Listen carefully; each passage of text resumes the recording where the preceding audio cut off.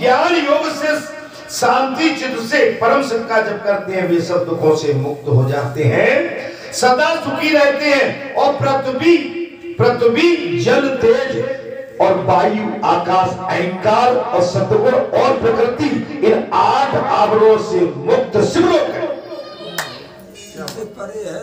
शिवलोक देखिए सुनिए महाराज, काय से पृथ्वी और जल और तेज वायु आकाश अहंकार सत्गुण और प्रकृति से इन 8 आवरणों से मुक्त शिवलोक है।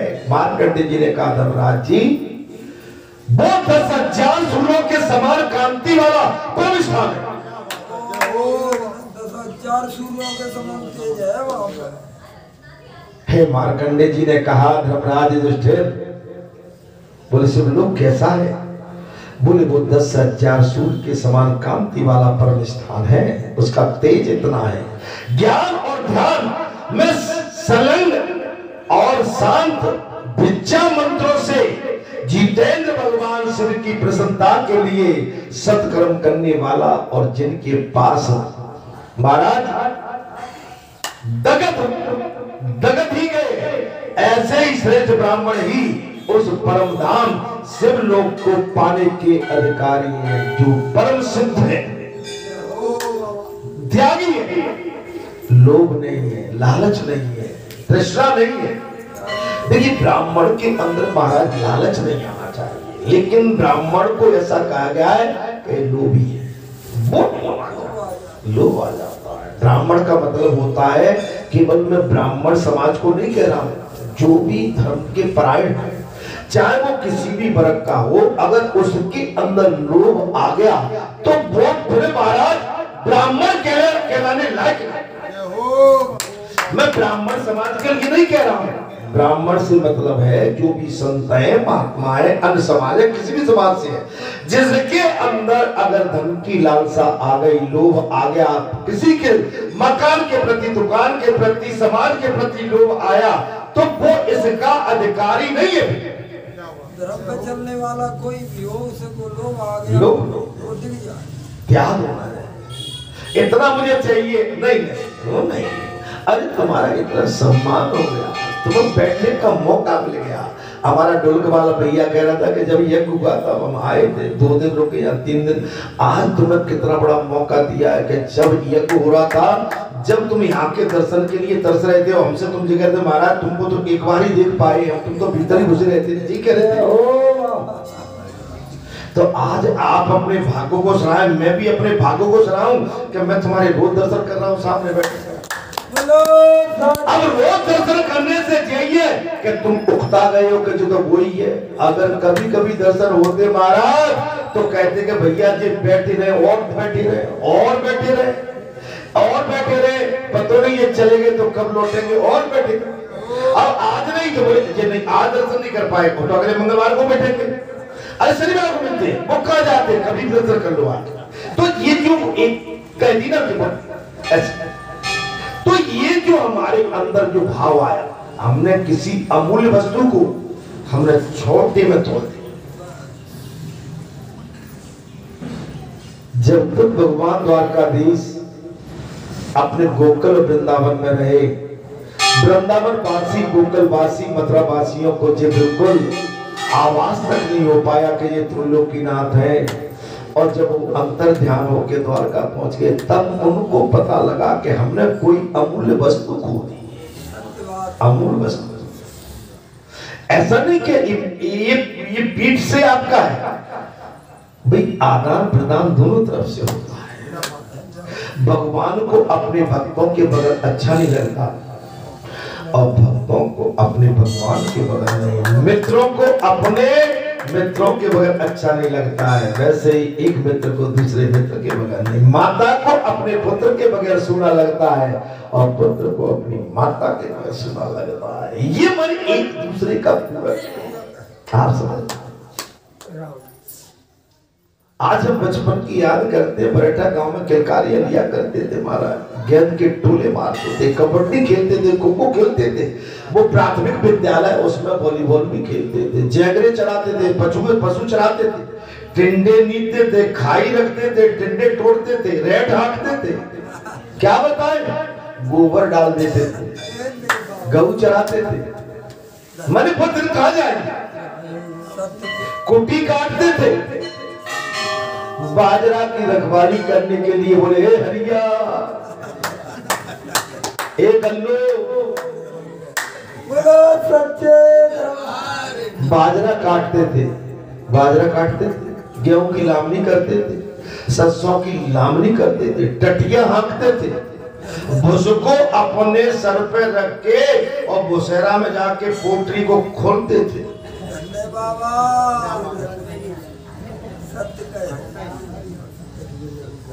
गाड़ी में रख के खाद डालते थे, धान भी चबोरते थे, मैं क्या बताऊं, और पढ़ते भी थे, शहर में भी रहते थे, पढ़ते भी थे, शहर में भी रहते थे। शहर में अपने हाथ से चूल्हे पर रोटी बनाते थे, कंडा धर के, खाजर धर के, खाजर काय की खाजर, अरहर की दाल की खाजर, साइकिल पे कस के ले जाते। पाटौर में रहते थे, ग्वालियर शहर में किराए से, पाटौर में दीवार पक्की थी, ऊपर पाट डले थे, पंखा भी नहीं थे, लाइट नहीं थी जिसमें रहते थे। 10 रुपया उस समय उस एक पाटौर का किराया दे देते थे, 10 रुपये। कुछ समझ में आ रही है नहीं आ रही? अब समझ लो कथरी और बिछैया, बिछैया ये माताओं की जो धोती वोती पड़ जाती, बिछौना बिछैया, और बड़ी पड़ जाती कथरी, कथरी ओढ़ते थे। मैंने क्या बताया, वो हमारा वो जो समय था वो दोबारा लौट के अगाने पे बैठ जाते थे, दादा बैठे रहते थे, बाबा बैठे रहते थे, तो तमाम नाम आ जाते, मोड़ा गुजर बैठ। महाराज दादी मठा पुरोती थी, जल्दी जड़काने में जल्दी उठ जाते थे, दादी मठा पुरो के और वो मक्खन लोंदी निकलती थी, वो हमें दे दे खा लो, तो वो भी किया। माने ऐसा नहीं हमने दूध मठा दही मक्खन माने जो आज नहीं मिलता वो खाया।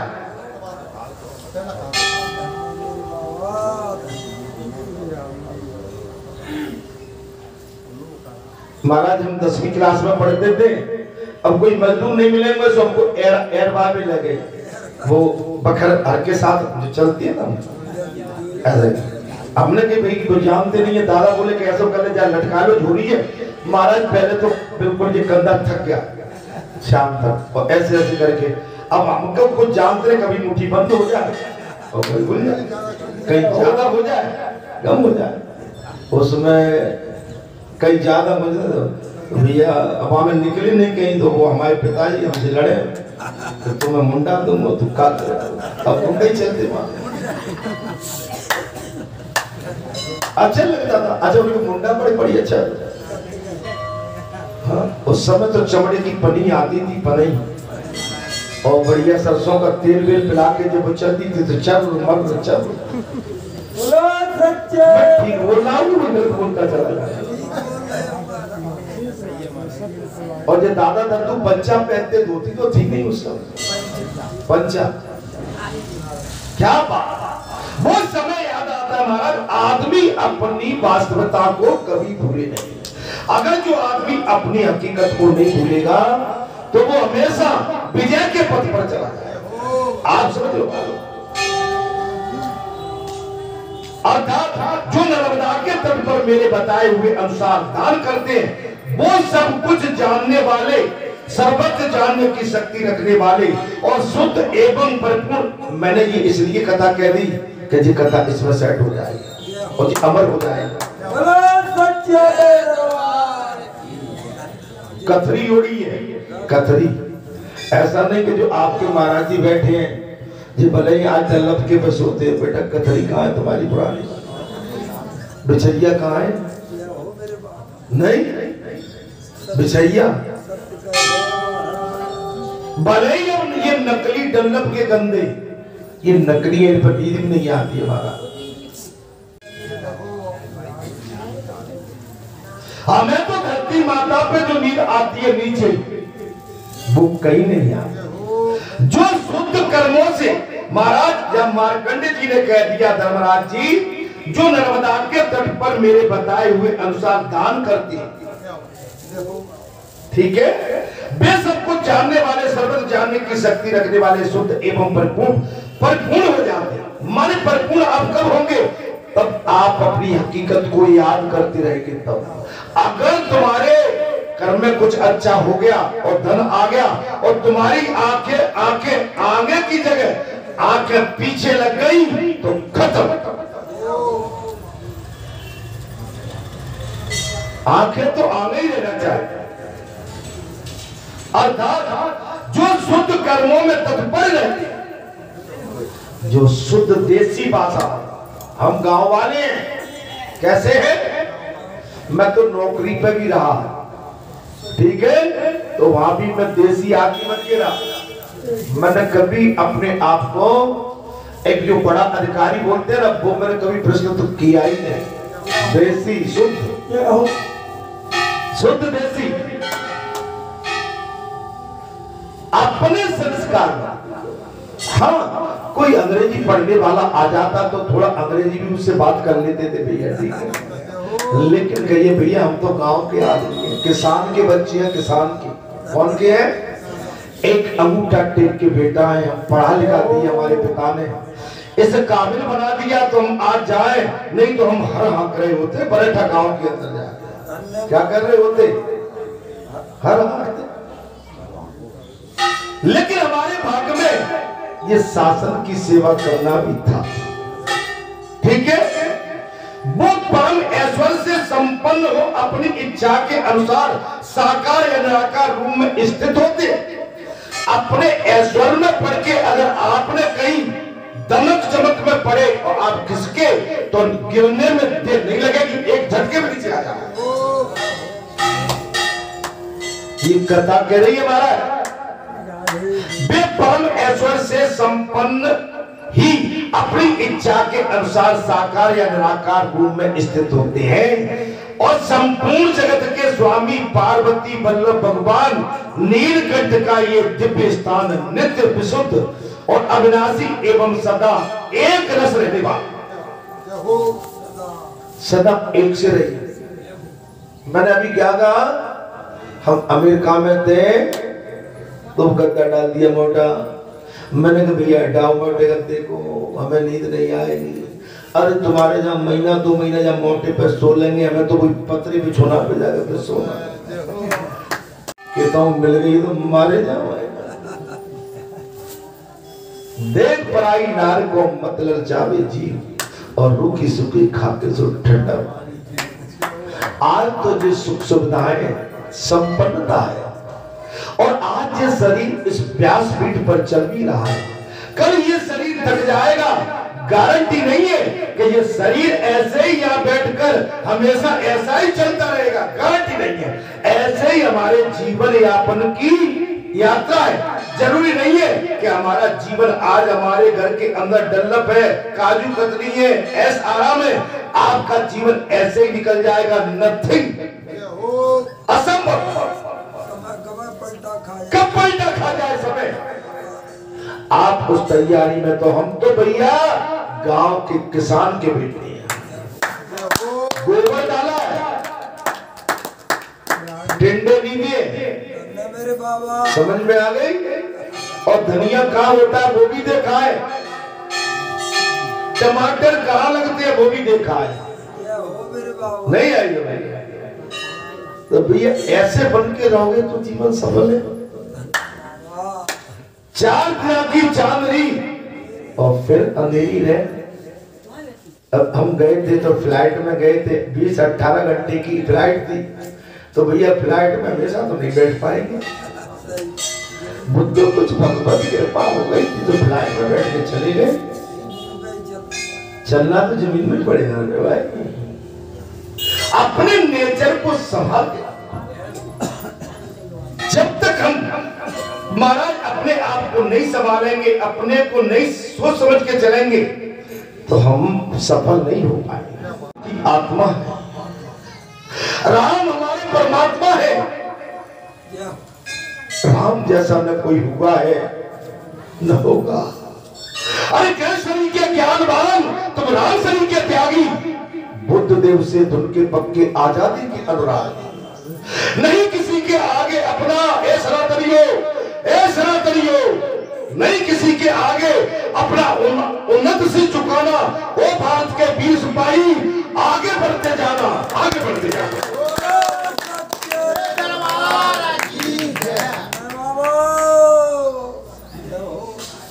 हमारा सनातन इतना कमजोर नहीं है। हमारे प्रभु राम ने अपने माता पिता के वचनों के लिए 14 वर्ष का वनवास सहज में स्वीकार कर लिया। एक राजकुमार होने के पश्चात भी त्याग की मूर्ति बने। एक पुत्र कैसा होना चाहिए, भाई कैसा होना चाहिए, प्रजा का राजा कैसा होना चाहिए, वो बता दिया। वो रामचरितमानस के अंदर बाबा तुलसीदास को बाबा हनुमान जी ने प्रेरणा देके लिपिबद्ध करा दिया। उस चरित्र की महिमा, अरे कौन सा गोस्वामी है तुम्हें पता नहीं है, तुम क्या कह जाते हो, धिक्कार है। राम रच राखा, को कर तड़क बढ़ावे शाखा, अस करे लगे जपन हर नामा, और गई सती जा प्रभु। महाराज भगवान पर शंका तो माता सती ने भी कर डाली थी। भगवान शंकर से विभिन्न प्रकार से अपना वार्तालाप रख दिया। यो तो भगवान शंकर ने माता सती को बहुत समझाने का प्रयास किया। देवी सती, ये साक्षात ब्रह्म है, ये लीलाधारी है, इनकी कोई नहीं है, ये लीला कर रहे हैं। तो ये कैसे राम है, कैसे विष्णु अवतार तुम्हारे ब्रह्म है, ये पागलों की तरह रो रहे हैं। देवी सती, तुम शांत हो जाओ, इनकी कोई नहीं है। तुम्हारे कुतर्क से मुझे लगता है कि तुमसे मुझसे तुम खोने वाले।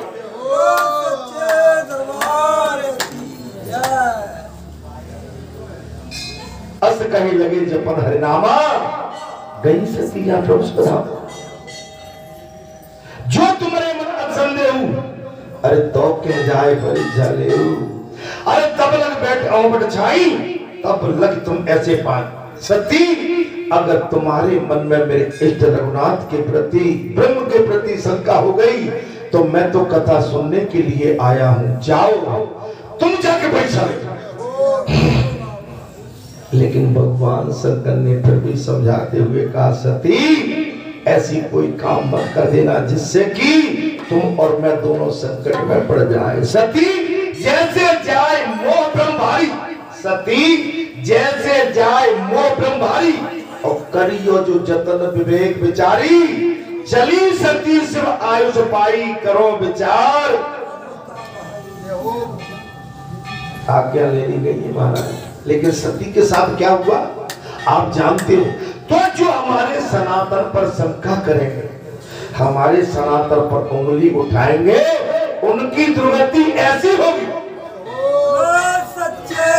जो लोग नर्मदा के तट पर रहकर, मार्कंडे जी ने साफ कह दिया, बोले धर्मराज युधिष्ठिर, जो लोग नर्मदा के तट पर रहकर शिव जी के ज्ञान का अभ्यास करते हैं। अच्छा, बालाजी धाम में आप क्यों आते बताइए, ज्ञान का अभ्यास है।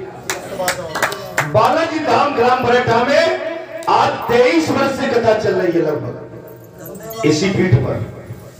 लेकिन आप क्यों आते हैं कि भाई ज्ञान प्राप्त होगा, सत्संग मिलेगा।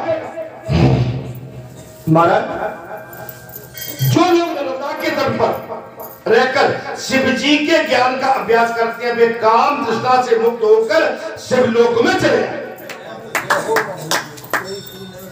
अच्छा, यहाँ कथा सुनने के बाद आपका कुछ संसार से मोह भंग हुआ कि नहीं? सही से बताना, हो गया ना? तो जी कथा की तासीर है, इस कथा का जी अमृत है। इस अमृत के माध्यम से संसार का जो जहर था वो कट रहा है। हमारे अंदर, हमारी वृत्ति में भी अंतर आ रहा है, सोच में, समझ में। खान में पान में, उठन बैठन में, मुहार सदमुहार, मार्ग सदमार्ग, सेवा मार्ग, हमारी शिष्टाचार में हर बात में ये अंतर आ रहा। कैसे? बालाजी धाम ग्राम बरेठा में सत्संग के माध्यम से, ज्ञान के माध्यम से यहाँ पर आपको हमको ज्ञान प्राप्त होता है। बालाजी महाराज की ओर से ज्ञान दिया जाता है। और क्यों नहीं, इनके पास तो राम रसायन है। महाराज दुनिया के पास बीज भंडार, अनाज भंडार, द्रव्य भंडार, विभिन्न प्रकार के भंडार, लेकिन बालाजी के पास राम रसायन का भंडार।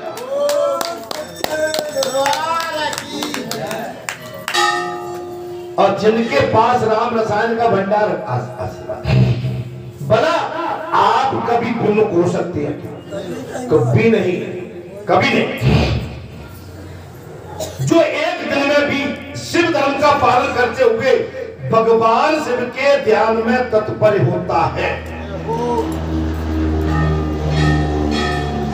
मार्कंडे जी ने कहा, महाराज बुढ़े धर्मराज युधिष्ठिर, कोई भी व्यक्ति एक दिन में भी शिव धर्म का पालन करते हुए भगवान शिव के ध्यान में तत्पर होता है, उसके धर्म का अंत नहीं है। अब बताइए, आप तो 5-5 घंटे बैठ के कथा सुनते हैं, तो आपके धर्म का अंत कभी हो नहीं सकता। आपको हमको चाहिए कि सत्संग का मार्ग ढूंढे। आपने जन्म लिया है, आप अपने धर्म और कर्म के प्रति उत्तरदायी है। धर्म भी करिए और कर्म का निर्वाण भी कीजिए, लेकिन भगवान को कभी न भूले, बिसराए भगवान को नहीं। हम असली संतान तो भगवान की है। ये संसार में तो हम नकली संतान बन के बैठे हैं। संसार में तो हम नकली नाते मान के बैठे। असली नाता हमारा भगवान से। हम संसार को छोड़ेंगे तब भी, और संसार में आएंगे तब भी। अब ये बात मैंने क्यों कहा? अगर भगवान हमारे इस शरीर से अंतर ध्यान हो जाए तो हमारा ये शरीर मिट्टी हो जाएगा। तो असली नातेदार कौन है? जो हमको चला रहा है, जो हमें सिखा रहा है, जो इस दुनिया में भेजता है और दुनिया से वापस लेके फिर कहीं ले जाता है। असली नातेदार, असली परमपिता परमात्मा तो भगवान है। जानते हो, जब सुरुचि ने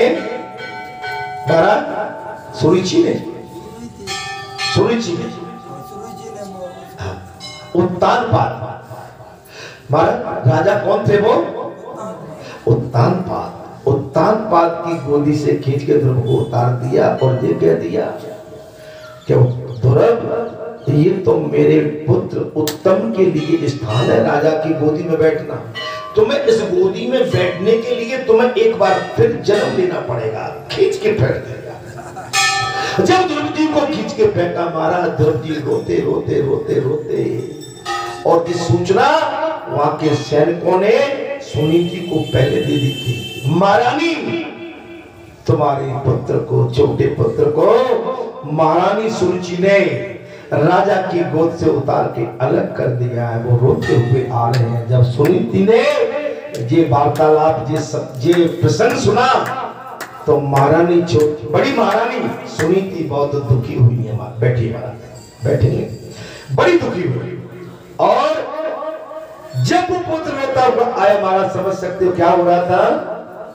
माँ